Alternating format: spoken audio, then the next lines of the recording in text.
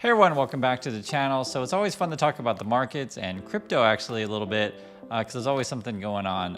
Also too, if you're new here, my name is Chris, I'm a professor for about 10 years, and it's all to help you grow your account and grow your mind. So I want to start with this. Bitcoin's recovering a bit. As you can see, it is currently trading at 21.3. I believe the low was something, actually we need to check. I think it hit like 17 when it was bottoming out. It actually doesn't even show up on this chart, but I believe it was hit like 17.5 or something like that. So it bounced back for now. Me personally, I don't touch the stuff, but we'll see where this thing turns out. The reason why I'm starting with crypto because sort of the theme of the story that I've been thinking about, there's a couple. One is inflation. Is crypto going to be, in Bitcoin in particular, is that going to be a sort of hedge against inflation? Will it replace gold? It doesn't appear that way. However, some people certainly do believe in this thing. And in fact, it's kind of interesting. The Sam Bankman-Fried, so that's the guy over at FTX who's just buying up YouTubers, buying up people in politics, and buying up people in Wall Street. In fact, it looks like he's looking to buy BlockFi. And there's been some interesting talk of kind of what's happening to these distressed exchanges. So I think we're going to see consolidation in the crypto exchange space if the whole thing doesn't go belly up, right? I'm keeping it real. The other thing too, which I think is interesting about it, is the Voyager situation. I don't know if anyone has any money in there. If you haven't heard, and this is really scary for reals, I think Voyager is going to go belly up. I just think that's what's going to happen. But kind of what's going on right now, they're limiting the amount of money that a person can withdraw from their exchange. So in a 24-hour period, the prior limit was $25,000. It's currently $10,000. So let's say you have 100 grand in there, then it takes you 10 days to get your money out while you watch the crypto market sinking. So that would be really scary, and I'd be happy to, or not happy, but love to hear in the comments if any of you guys have your money stuck in Voyager. It's not cool if you can't get your money out. So I do know sometimes these crypto exchanges also freeze withdrawing. Coinbase has always had these sort of glitches when the price of crypto goes down and people are trying to withdraw their money. So like I said, for me, I don't touch this stuff, but I do think it's fun to talk about. And believe me, I get it. There's some people who actually do believe that this is safe. I think this is really, really risky myself. However, to be fair, Goldman Sachs, let's see, you can see this right here, the headlines, Goldman Sachs, they're looking to buy, it says Goldman Sachs leading investor group. And I was looking at this like, what? They're looking to buy some of that Celsius asset. So this is something that is a risky game, but when things are distressed, meaning that, something's really, really falling, or companies that have heavy debt, etc., there's always someone coming looking for a bargain. So if you want to do it, go for it. But that's what Goldman Sachs is thinking about. So, you never know. There might be support from Wall Street for this kind of stuff. But, we're not talking about small money. We're talking about $2 billion, as you can see this right here. So we'll see if that goes through. Like I said, I wouldn't touch the stuff, but some people are betting on that. In terms of like the markets, they all went up today. You guys can see this was at Dow, S&P, NASDAQ. And when you read the headlines, it's like, what are you doing markets? It's hard to trust. And I'll show you why. So first is an international headline here. You can see in Sri Lanka, it's actually crazy. We complain about inflation here, which are like 7-8 inflation. Sometimes you'll see stats that our real inflation is like 4%, but in Sri Lanka, inflation's like 40%. It's like, what? It's really, really bad, actually. They're facing collapse of the country. So we had crazy situations. I believe, I want to say it was Turkey had this kind of crazy situation earlier this year, and I want to say Brazil was having trouble as well. These kind of things, like for example, my wife and I, we were in Vietnam, I want to say 3 years ago now. During the pandemic, time flies. But when we were there, food was really cheap, and this is something in the developing world. Food is cheap, and cheap for local people too as well. But I guess food inflation is a huge problem in the developing world, and this has a really, really big impact on local people. Just imagine, we complain about, say, eggs here. It feels like they're doubling every couple of weeks or whatever. It's exaggeration, but you guys understand. This 40% inflation is really serious. So keep an eye on these kind of things.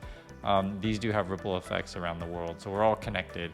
The other thing is like our consumer confidence was at a record lows. Turns out the UK also had low consumer confidence, And that's why I mentioned this, is some people think that it's just us, but it's not. It's around the world. People aren't feeling so great. In regards to the consumer confidence, it's kind of funny. The headlines is, right, you can see this. Consumers have never hated the U.S. economy this much. So we have the highest inflation in 40 years, and we have the lowest consumer, essentially, sentiment rating in history. So I'm just like, when the market's going up, I'm like, what are you people thinking? But part of it, the thinking would be, well, there's a couple of reasons. One would be shorts are covering. That could be one. The other one is people are like, you know what? Things are just so low right now. I'm just jumping in because why not? Because my money's got to go somewhere, which is true, right? Some people don't want to sit on cash. I keep telling you, this is just a reminder. If you guys haven't got them already, Series I bonds are really good. They're tied to inflation. You can't put all your money in these things, but you want to have a diverse portfolio, and so bonds is something that's worth checking out. And the Series I bonds are tied to inflation.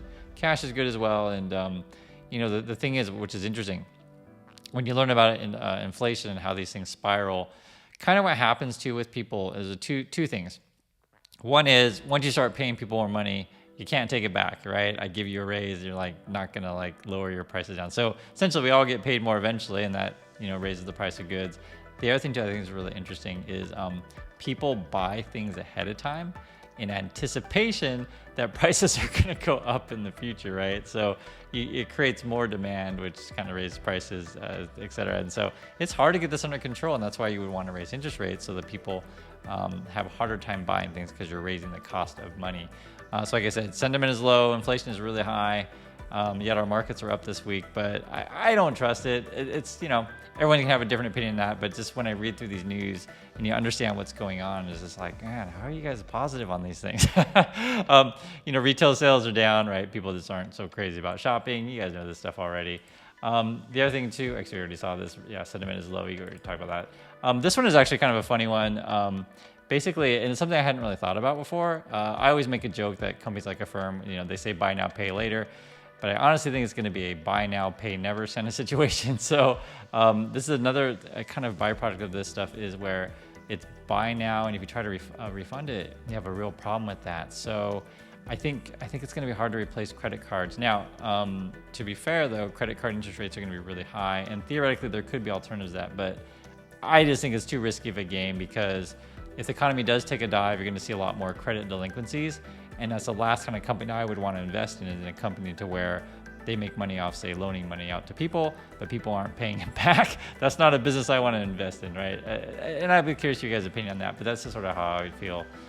This is interesting too. One of the other Fed people came out publicly and said base case is like 75% basis points in July. And so when they start leaking this stuff, they're getting the markets prepared for higher interest rates, and theoretically for even higher. We'll see. They always say they're day dependent, which I believe them. But one of the things in terms of market, which I keep saying, is until the Fed stops raising interest rates, it's hard to be bullish on stocks. And I keep thinking September maybe they might sort of ease back, but who knows? I can't predict exactly what they're going to do. The only thing I always say the same thing is just be in safe stuff. Some stocks will fail, and some companies will fail, as I mentioned before. Some companies are firing already. I think it was like Netflix were firing people. I mentioned the Masterclass company was firing people. That was yesterday. We talked about in the video. And you keep hearing about these sort of stealthy moves by companies to freeze hiring but not announce it publicly, because you don't want to spook people. So, it just feels like there's slowdowns coming. And especially when you see, because 70% of our economy is basically consumers, right? Consumers need to be shopping, buying cars. Consumers need to be going to the movies. Consumers need to be going on vacation with Disney, need to be going on Carnival cruise. Consumers need to be, spending cash.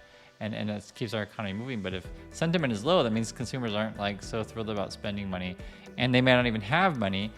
This is going to be, you can see here, this is essentially the lower part of our, essentially the lower classes are struggling with savings. We've also seen, talked about before, that their credit card usage is going up as well. But they're going to have a real bifurcation between the essentially economic classes. And that's why I started with the crypto thing, because I think it's interesting, because there's still people willing to take super speculative stuff But for the average American who's working class, they're not going to be worrying about that because the stimulus check money is gone and their savings are dwindling. The cost of everything is going up, so it's a real struggle. Inflation hurts the poorest people the most. I'm keeping it real with you guys. And the other thing is this is was something that I've been anticipating. Now we haven't seen mortgage defaults yet. We just haven't seen it. I've been checking the numbers every day. It doesn't appear that we've seen mortgage defaults, so that, or delinquencies, I want to call it, that could be coming. However, this number just came out. 15% of people who are renting are not caught up, essentially they're not paying. I think that's a high number, 15%. I'd be curious what you guys think about that. And they're saying that in the summer it could go up more. The thing that really stood out to me, and I don't have any explanation of it, and I'd love to hear your guys' thoughts on this. So the group of people that are not paying their rent, like the largest group, they were saying they're Black Americans between 40 and 54, and I'm not sure why. I just don't know. So these are just facts. I'm just looking at it and I just don't know. So if you guys have any explanation of that, I'd love to hear. Because it's not like young kids. I don't know. I really don't know. But it's certainly a concern because this is real for people. Inflation in your rent, inflation in your fuel costs, inflation in your food. These three things make up the majority of what Americans spend their money on. And it turns out too, we're going to have a real problem with people won't have a place to live. This has been a problem in New York City, and you can see this chart here. This is basically, depending on your income, do you think you're going to be forced to move, because it's just too expensive? And it's going to hit the lower classes the most, less than people who make less than $25,000. And something that I've always wondered about and just have concern, and I'm sure you guys can understand this. If you've ever been to New York City or lived in New York City, you'll know it's expensive. Like even rich people, they all know it's expensive. We all know it's expensive. Parking some ludicrous number like $100 for an hour, and I'm not making it up. Just prices there are just crazy.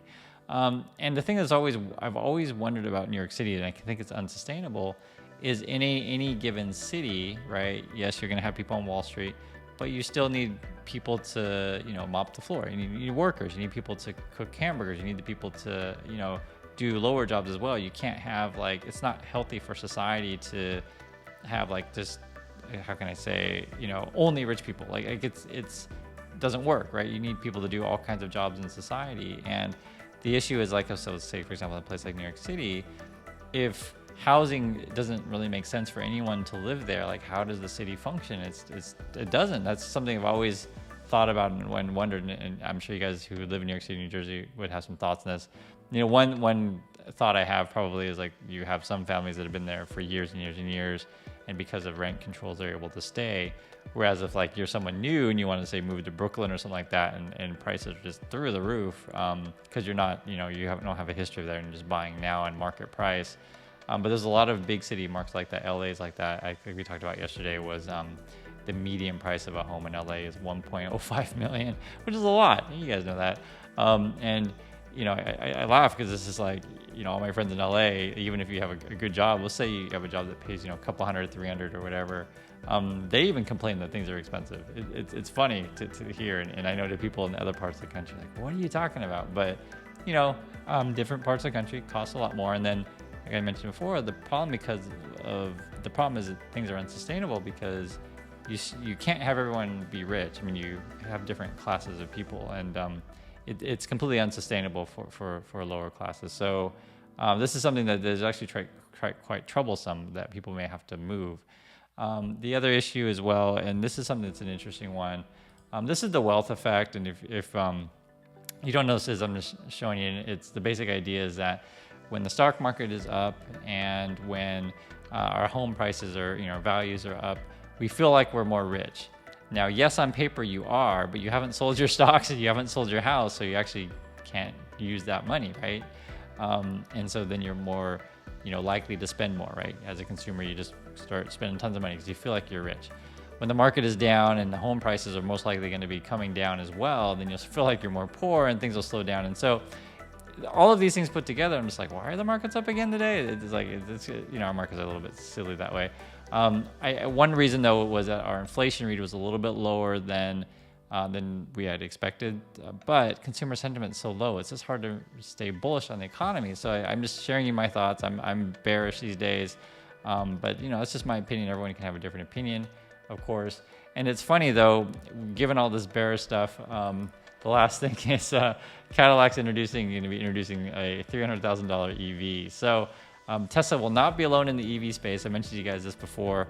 I know there's lots of Tesla fanboys out there and girls who are, think that Tesla's the greatest thing in the world. But there's going to be competition. And in fact, GM is going for the high-end group. So I think certainly there will be consumers at the highest ends, but consumers at the lower ends will be struggling. So that's kind of what's going on in the markets, and then that's sort of the different things happening and how I feel. I read the news all the time and try to keep up and get a sense of where things are going. And I'd love to hear your thoughts on these things. So I think the big one will be Sam Bankman-Fried. He's buying up all the crypto exchanges and spreading his influence everywhere. So that's what's up, and I'd love to hear your thoughts on these things. Thanks for watching, and I'll catch you in the next video.